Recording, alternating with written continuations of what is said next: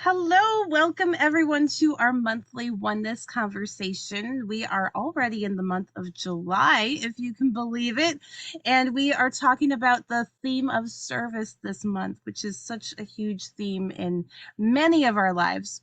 If you happen to be new to me, personally, my name is Kim Lyde, and I am a holistic healing coach and board certified music therapist. So excited to welcome us all to our monthly conversations call for today with the OWL website. So I'm going to turn it over to our fearless leader, Judith, so she can give us a warm welcome as well.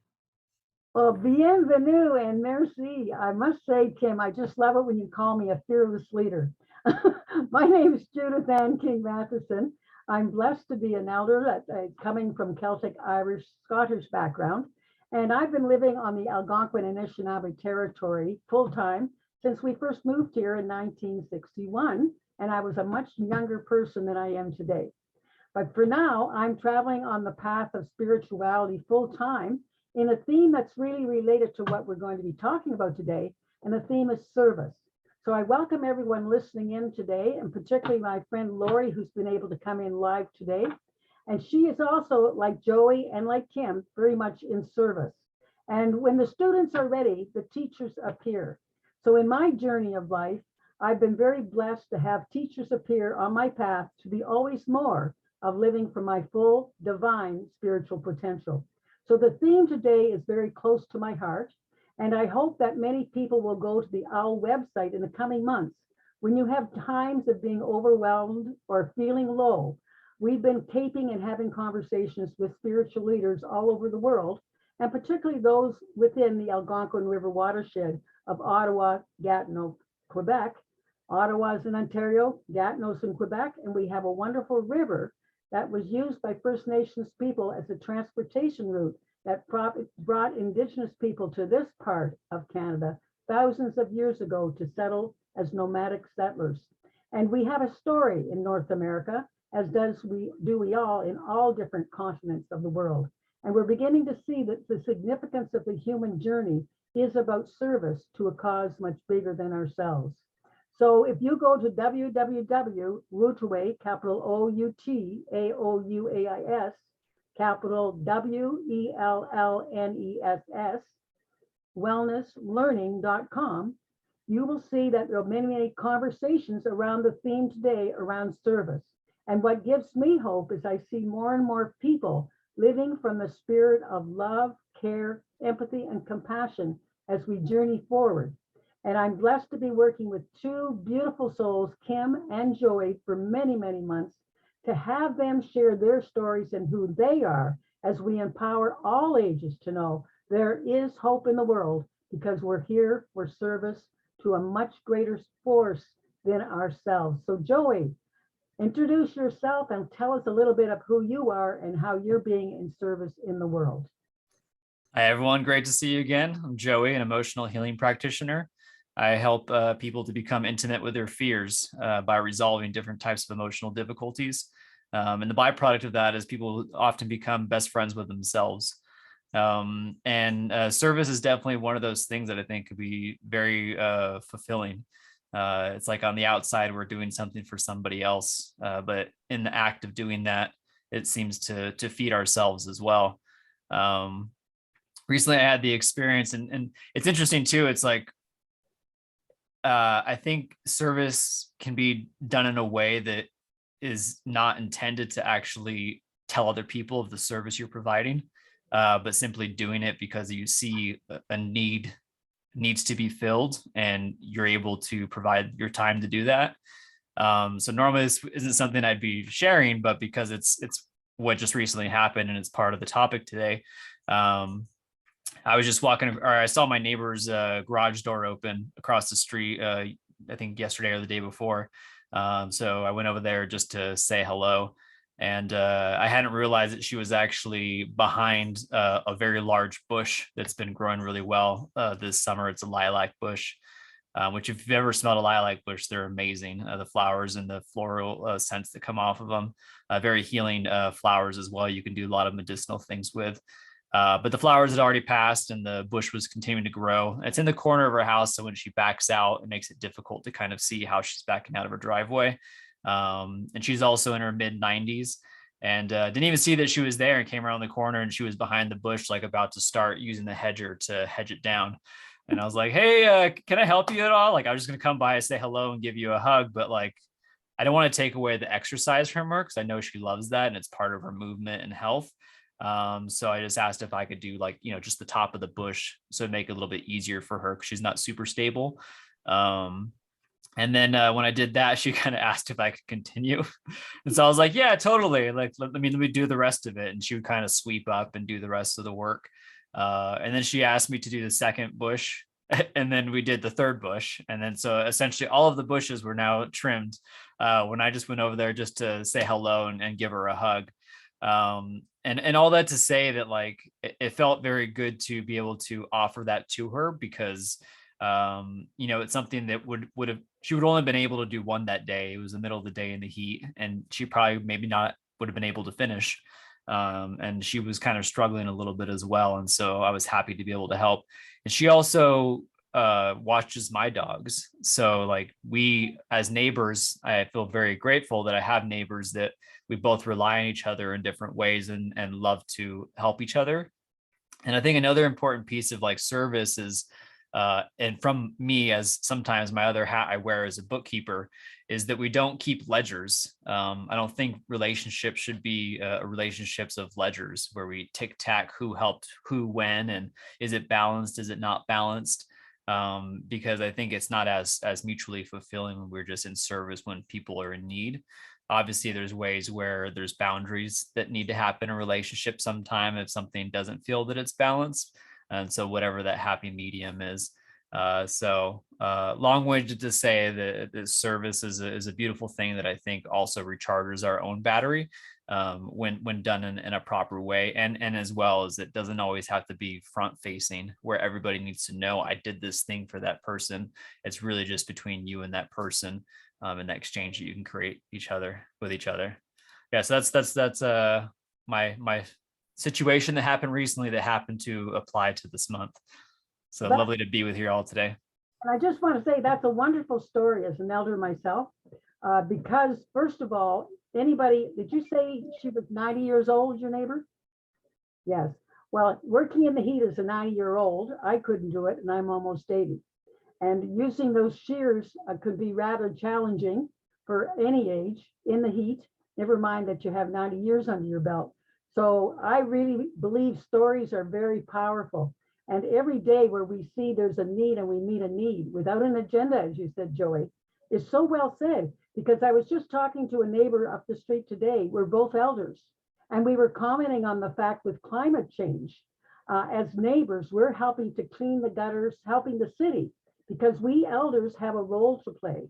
And my friend Lori is on today, and Lori too is an elder. And I just want to invite Lori to just say a few words around what she does around helping people, because it's, I think, a sense of presence. As good friends, sometimes we just know the other might need a call, and we call just let the other person know we care. And that can make a big, big difference to an elder's life when people remind them that they're cared for and they're loved. So Lori, just a very quick note on what you do around service in your community as an elder, because it's related to Joey's story. I live in a UNESCO town where we have a canal where the world visits.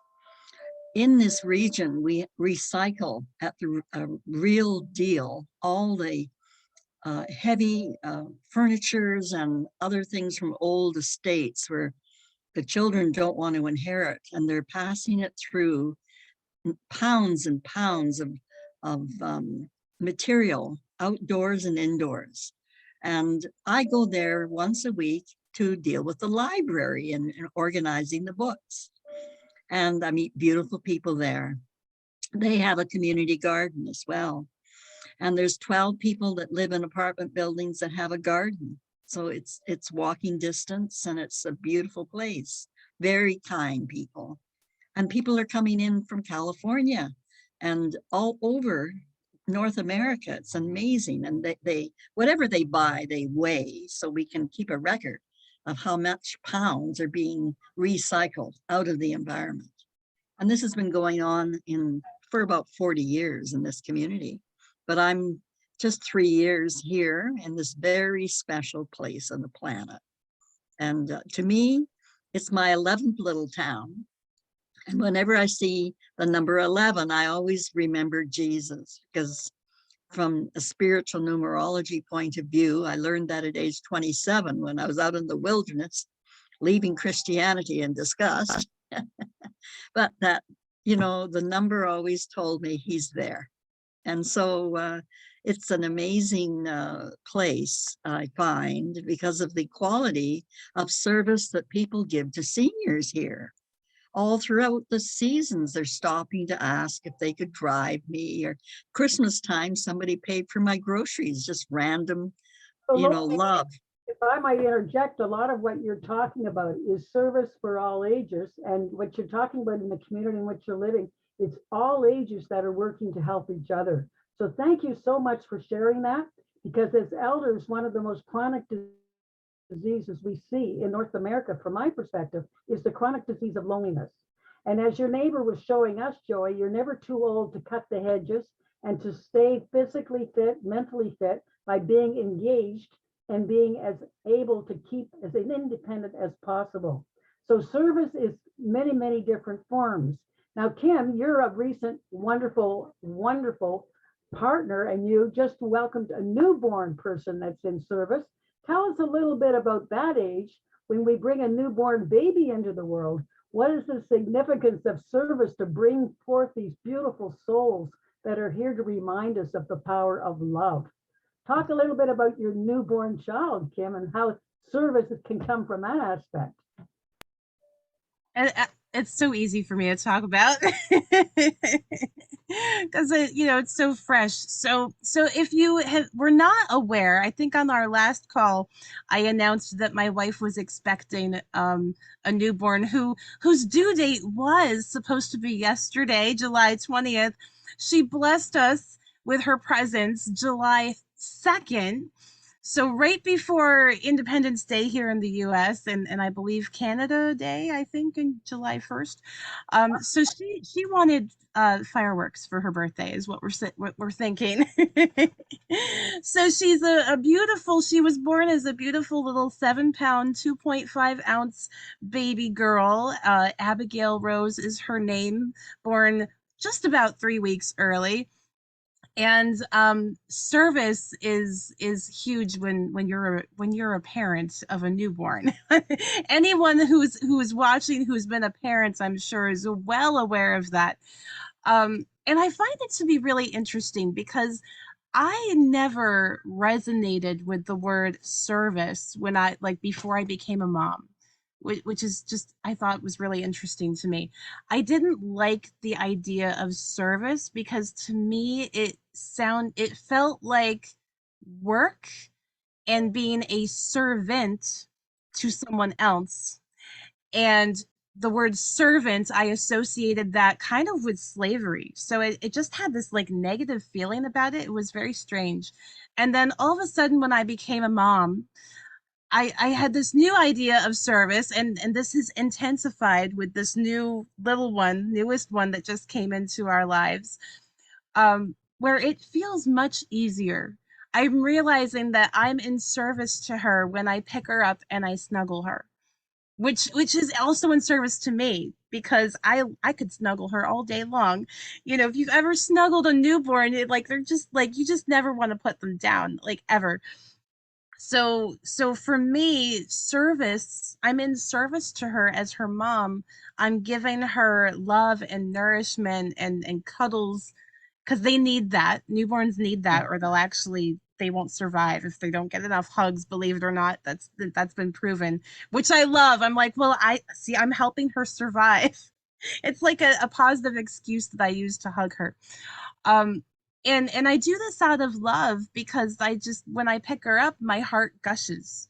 I actually feel it. I physically feel it in my heart. It, like, she activates me.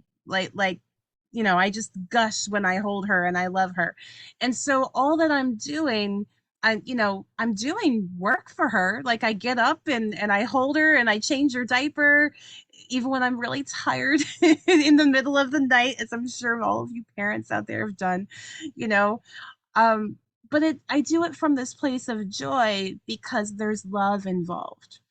So now I have this little precious little child, a new life, a new soul that we're hopefully going to guide, I hope really well, through her life to the best of our abilities. I gave her that promise, the same promise I gave my first child when we brought her home. I said, welcome to life. I am your mama, and I will try to do the best I can. This time around, I know I can't make any promises because I've already made mistakes with my first one that I wish I hadn't made. But so this time I'm a little wiser, and I know that it's really just about doing the best that we can and holding that love in our hearts. So as you are thinking, I hope that as you think about service in your own life, that you can, if you have any negative thoughts that come along with it, like I used to have, I hope that you can come at it from this angle of joy and love, and let it be fun. It doesn't have to be heavy. It can be like so fun and so rewarding and so just full of joy and love that I don't think about it as being service. I just think of it as I get to love my child. I get to love my child. And then all the things that go along with that happen to be service. So that's been my experience most recently, just kind of falling back in love with service, really. And how beautiful is that? Because we're one human family. And one of the things about your wonderful expressions of how the shift around words has happened. When we look at the theme next month, we'll be talking about family and the significance of the exchange of a newborn baby's energy. When we welcome them and the parents exchange love and energy with that newborn, it's a reciprocal arrangement of destiny. That child has chosen both you and your wife as their new parents. And you're right, Kim, we practice on the first ones and we do the best we can. And that's the bottom line, because we're sort of being broken in by that newborn child because we've never been parents before. So most of us don't know what on earth we're doing. So what brave souls they are to choose to be the firstborn in families. And when you see the exchange of energy, like Joy was talking about, helping a person trim the hedges, you're exchanging energy of care, love, and compassion. So it's like we are beginning to understand that everything is energy. All humanity is energy. We're born from this higher divine energy called love that has created love to live and exist on planet Earth. Now, we don't see a lot of love sometimes because we're so busy reacting, because we're going through some very deep challenges on the planet right now. It's called change. And one thing human beings have a challenge with is change. We kind of like the status quo. It keeps us comfortable. But when we're learning and working together as one humanity, such as Lori was talking about, we're creating new communities now of all ages, where we go and we exchange energy to meet particular issues and meet a way of helping each other to feel better, because we're contributing something important. It's called care. And the better we can care, the better we can be fully human. And Joey, your message around the neighbor next door is so significant to all of us. We all have neighbors next door, and we all have complete strangers, and one never knows how significant a smile to a stranger is who may be having a really tough day. So Joey, continue on your journey as a person that is engaged in being fully observant of meeting the needs of people that you see. How does it really help you to see that we all have a story and that stories are powerful? Yeah, thank you, Judith. One part that I forgot to say about that story too was then afterwards, she invited me over for dinner, and we barbecued some steaks. She provided some ribeye for me, and it was like something that I didn't even expect or ask for. It just kind of became part of it. So then it created this time for us to, be there together, to hang out and get to know each other, just one-on-one. That was like a byproduct of just a morning hello and trimming some hedges, and then became an evening dinner. And she actually came over right before this call started, asking if I could help her with cleaning her pool as well, which is, I get to use a very awesome in-ground pool. So it's a constant back and forth.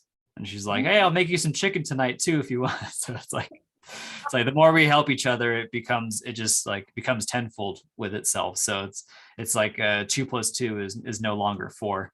It's like 2 + 2 becomes 10, and so forth. So I think there's so many places where maybe we just don't realize that we can be helpful to one another. And in those just those relationships done for that small group of people that I think we naturally want to just keep providing for each other. And it's a beautiful thing that I don't know if I have anything else to say about it besides that service can be mutually beneficial, as well as feeds one internally. But then I think it's not always just service for others. I think it's also service to self is really important. That like what are ways, because I think it's known that like by me being here on this call, it's a trade-off for me not doing something else, whether for myself or for others. For Kim being on this call, she's not with her newborn right now. There's not ways where we can do multiple things at once for the most part. So it's always a trade-off of time. Time is one of our most valuable non-renewable resources that we have. And so what we do with it is very important. And I think that service to self is on the top of that list also. How do we find more ways to serve ourselves? Because as humans, we are naturally self-interested and self-serving, and that doesn't necessarily need to be a bad thing. It's again about balance. So I think that's one thing I push myself on, or what are ways of things that I could do stuff for, how can I serve myself so that I'm better able to serve others as well. And I think that answer is different for everybody, but I think it's an important answer to ask yourselves. Well, thank you, Joy, because you're taking us full circle to my particular journey as a person rooted in the United Church of Canada. As a young person, I was seeking and searching, like many people, to find something that would feed my soul. And as I sought to seek something that could feed my soul, to make me understand what was my calling in life. Because when we're young, we don't know what we want to do with life. So we can get in a spot where we're really feeling very down, because nobody knows what we want to do when we're in our late teens or early 20s. And so I was called to check out a church that was very much into service. It was a church that stuck its neck out and broke the rules and was doing stuff that was really proactive to meet needs within the community, similar to what Lori's talking about now. And so when we look at the messages of the Christ, he talked a lot about feed my sheep.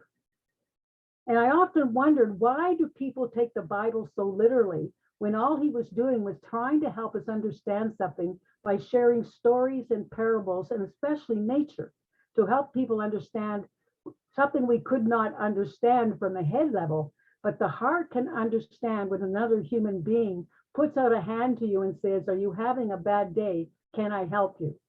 The heart understands that. So when we look at the heart and the soul, they're very much connected. And when we're living from fear, we're very much stuck into ego and reaction and judgment. And when we're different, sometimes we're always fearful people are going to judge us because we're different. We like to help people. And we don't have an agenda. We just know it makes us feel good and it makes them feel good. Well, that was really the message of every traditional faith on the planet.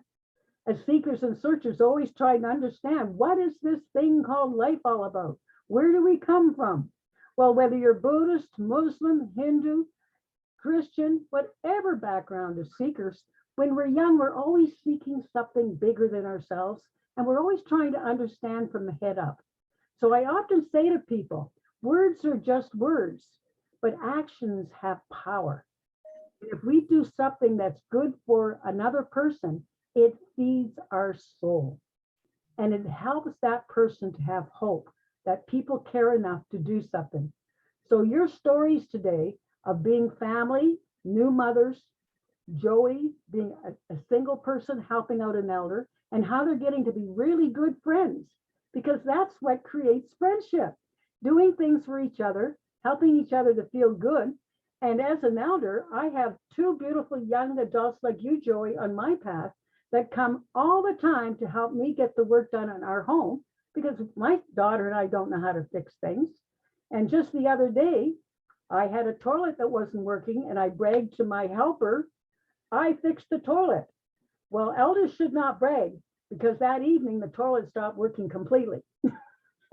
So he came right away the next day at 10 a.m. and bought two new parts for my toilet, and it's doing wonderfully now. So when we're always talking about the world that we see, we're beginning to see through each other's eyes that great things are happening. So let's continue the conversation as it relates to you, Kim, in your area. You're living, I believe, in Philadelphia, and you're seeing a huge transformation taking place in your area, as I am in mine. I'm seeing more kind people and more people slowing down to really see what the needs are of each other. So tell us a little bit of what's happening in Philadelphia, Kim.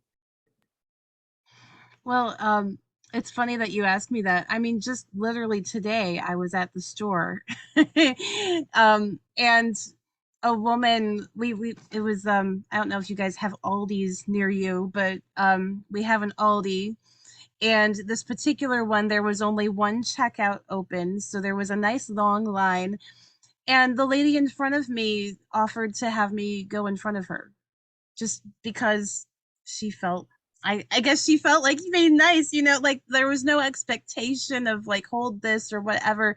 Like she was just like, oh, it looks like you have only a few items, why don't you go ahead? And then of course I was like, oh well, I have more in my bag, so you go, you're fine. Like then we were like going back and forth. but seeing people in the small everyday interactions of life, and this something similar, someone on the call, I think Lori, you said that someone paid for your groceries not Yes. long ago. The same thing happened with me a few weeks ago, I believe it was. We were at a Starbucks getting coffee, and I went to pay for my coffee, and they were like, oh, the car in front of you paid for your order. And completely unexpected, and I had been hemming and hawing about even ordering it to begin with, so I was quite thankful that had happened, and I was like, oh wow. And then that inspired me to of course pass it on, so I paid for the person behind me who had only ordered one drink and I had ordered two, so I was like, look, I saved money helping someone else. So it just, I'm that's two examples, that right off the bat I could think of that I've seen in my area. I know there's still a lot of work to be done.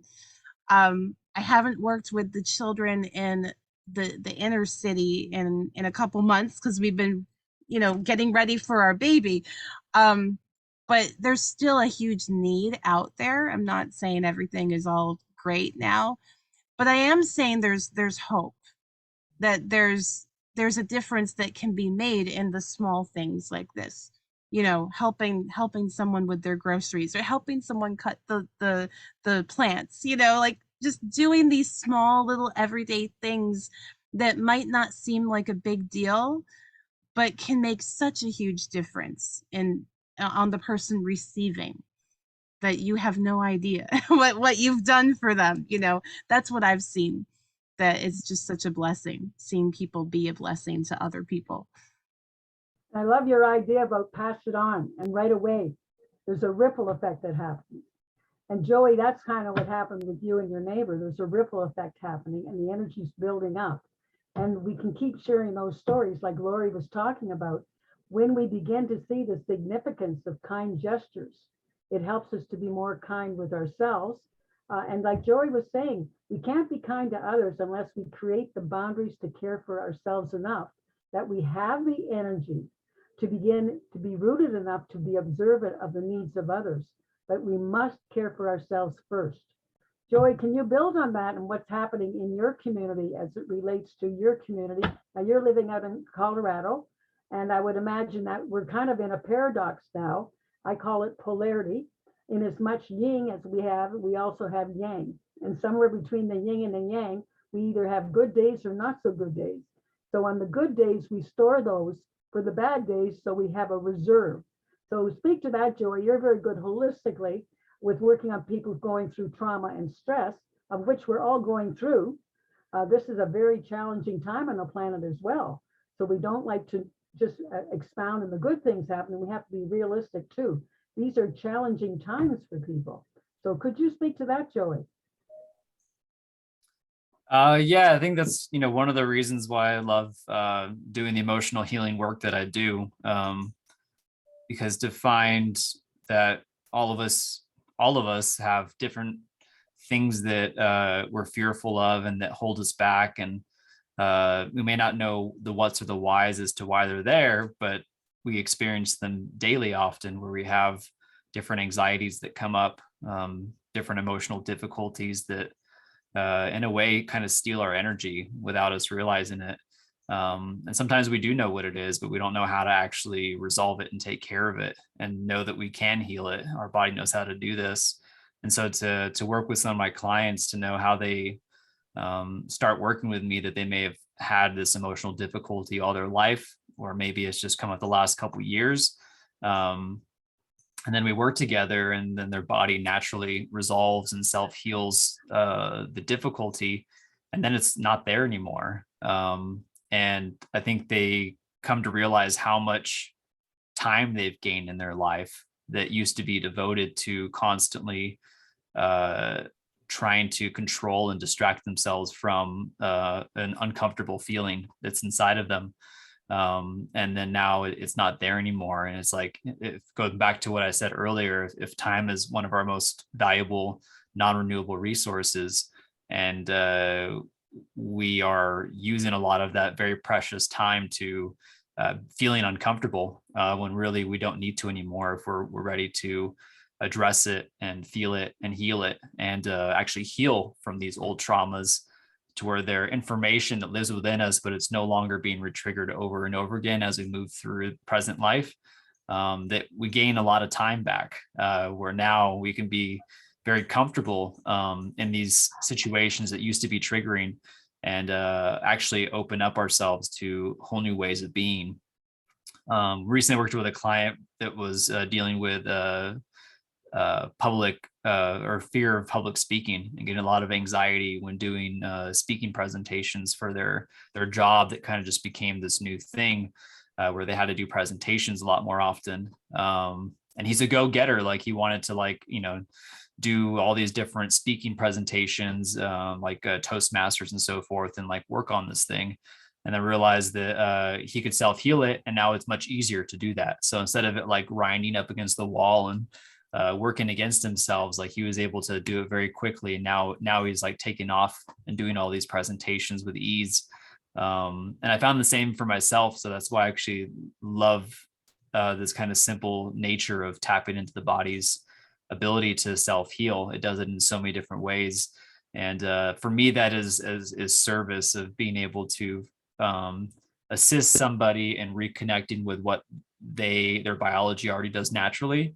And then allowing themselves to not be held down by past traumas any longer, that either theirs or are ancestral, and that they can now be free of those. In a sense, it's part of them, but they're no longer locked and exhausted by them, because it's holding on to them. And now they can become literally a new person and look at life in this new way, and gain time and freedom back to have more choice going forward. So that by itself is one of the most fulfilling things that I can gain by helping someone to reconnect with their natural ability to self-heal. And so, yeah, thanks for asking, because it's very interesting to be able to try and put that into words, because it comes through a lot of stories as people tell me these things, and then to learn the impact, and then to check in with them later and see the changes that have occurred across time. So yeah, it's very beautiful. And then yeah, I think that's what I got. I'll build on that, Joy, because I just had an experience yesterday in relation to what you're talking about. First of all, there's no such thing as time. And so we're all busy running around like there is something that doesn't actually exist. But we need something to live from. So we've created this thing called time. From the context as a spiritual director and a listening presence for people over the years, one of the things that I see that is so important for all of us is space, to create the sacred space to be still with thyself. And getting back to the Christian ancient psalmist that wrote in the Old Testament, be still and know thyself, physician, heal thyself, is a lot of what you're talking about. Because the more that we're present in our bodies to our feelings and our emotions, the more we're cognizant, particularly as we get older. I had an experience yesterday that was triggered by going for a massage.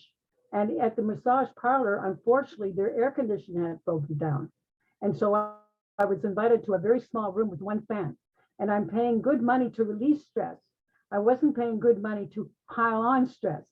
So I was not comfortable in staying.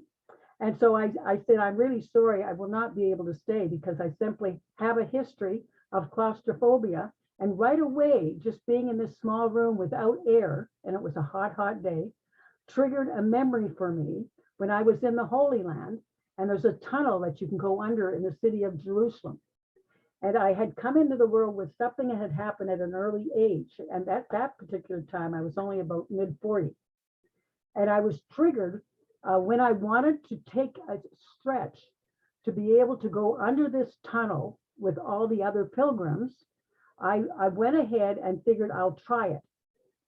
And I was the fifth person from the very end. In other words, there were 4 people behind me. And this tunnel, I'm only about 5'2" at the best at that point in my life, was only about 5'8". And you only had about 1 to 2 feet on either side of you.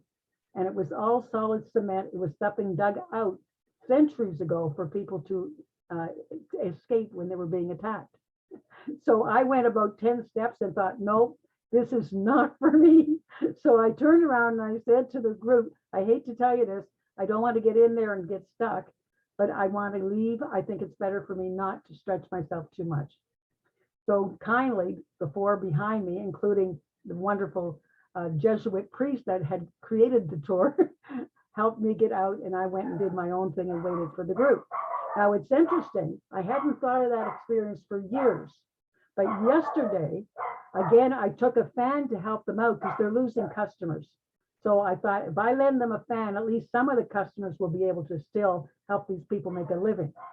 So when I came out from taking the fan, one of the customers that had just finished there said to me, he said, I can really relate. You're really kind to bring them fans. He said, the only reason I was able to have my massage is I'm a cook and I work in a hot kitchen full time. So I told him the story about Jerusalem. And in telling the story, I realized how far I'd come. But we have to have the stories and the chapters and the presence in sacred space to know ourselves, to know that sometimes we're simply stretching ourselves too far, but that I've come a long way to be able to recognize that was not for me. So just telling the stories build on stories. And Lori, I'm sure that your presence here today is no accident because you're full of stories. And the way you beautifully articulate your stories doesn't even give an example of how much work you've done in service, bringing forth abilities for people to cook holistically and to care for their bodies from the physical aspect, mental, emotional, and spiritual. So Kim, we'll go back to you again because you're doing a lot of great work as a coach, and you have been able to talk to that as it relates to our conversation today. Yeah, I love I really love that we're bringing in this idea of service to self as we're talking about service, because I think most of the time when we think of service, we think of service to other people, and we're taught, at least I was taught from a younger age, put other people first. That was like the main thing, you know, and many churches, you know, also preach this, put others before yourself. And so I, for one, grew up with this mentality of feeling like it was bad to put myself first because you're supposed to put others first. That's the rule, right? So I think Joey, you kind of brought this into our conversation today, and I'm so thankful for that because it's taken me decades to learn that it's not only a good thing and okay, you know, to put myself first, it's actually essential. Mm. And I think even being a new mom, you know, can be an example to that, right? If you have a newborn at home, those of you who don't, that just so you know, you won't be sleeping because the newborn will be awake, you know, every few hours, hungry and needing food or needing a diaper change or whatever. And this goes on for weeks, you know. So parents of newborns, just as an example, it's essential to create space for yourself where you can rest, where you can take a day off, or you know, like my wife and I have an agreement, you know, after a certain point in the night I take a turn, you know, because she gets up to nurse, you know. So I'll get up at a certain point where, like, okay, it's she needs to rest now and take that time. And I'm gonna take a turn and be, you know, I can give bottles because we have pumping, you know, going on. So it's a give and take. And with coaching, the same thing. I hear so many times clients or potential clients, people considering investing in a coaching program or a music therapy session or whatever, they hesitate because they feel like it's not needed.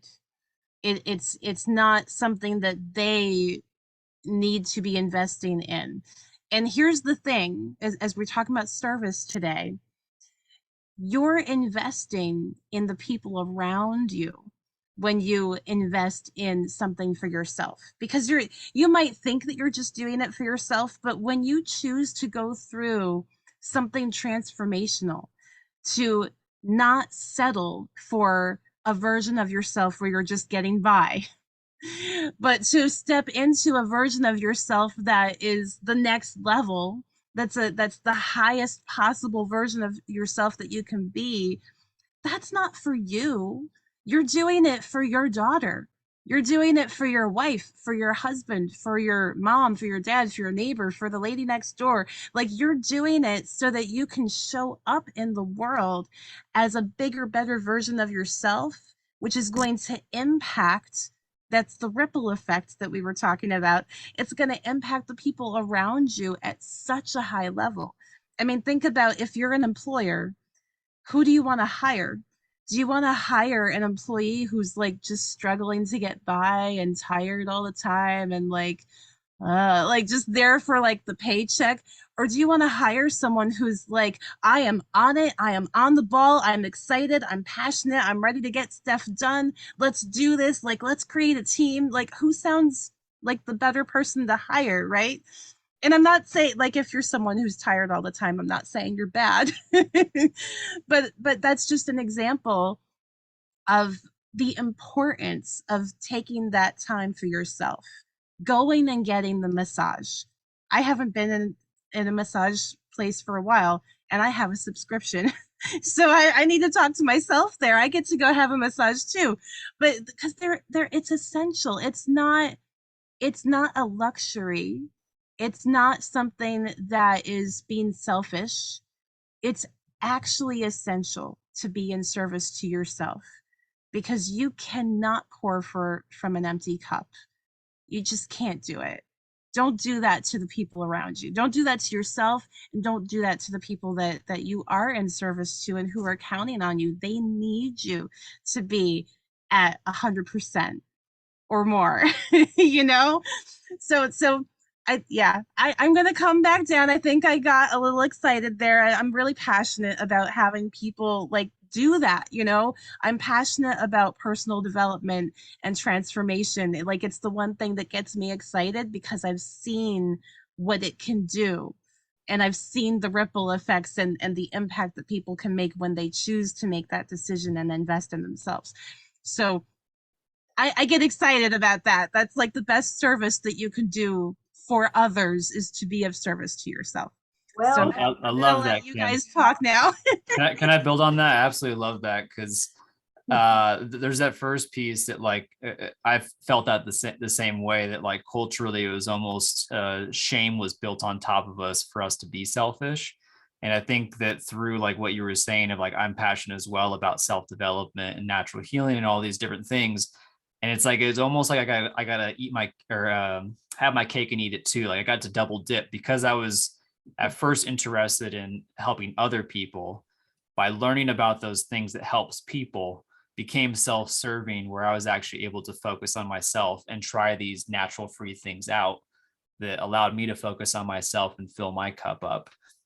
And I love the piece that you were saying about like switching that framework when people do have this shame. It's like, feel the shame about it, and it's okay, but that will resolve. And then also realize that you're not only just helping yourself, you're actually helping everyone else around you. Because I think we have this like this fake idea somehow that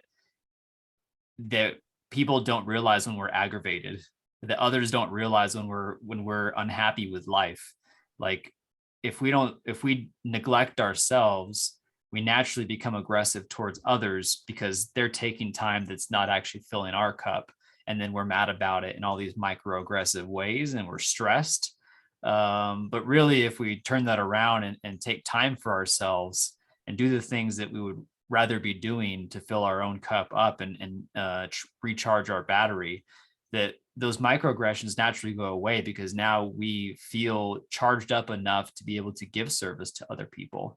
But if we're constantly giving out, we're naturally going to be unhappy with life. And even if we're giving to people externally, it's being seen as service.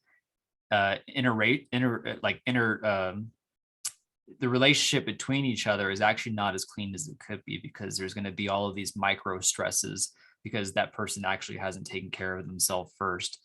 So I absolutely love that you said that, Kim, because there's so many different like highlights I wanted to put on what you were saying. And I feel very similar about the passion about that it almost seems counterintuitive to how our culture has taught us, but really it's really important to focus on yourself enough. And it's always in balance enough to where you feel like you're able to give. And then also noticing, when do you hit that point where maybe you've given enough and you have to say no to things, because there's things that are in your life that are actually more important than what that person's asking for or needing.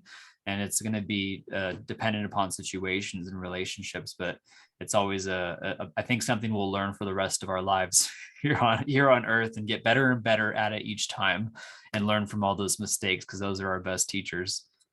well, that's the only way we learn. It goes back to Kim being a new mother again. The only way we learn is by trying our best, doing it one way, and then finding that there's a better way to do it. But we have to be open to learning that we are the physician for ourselves.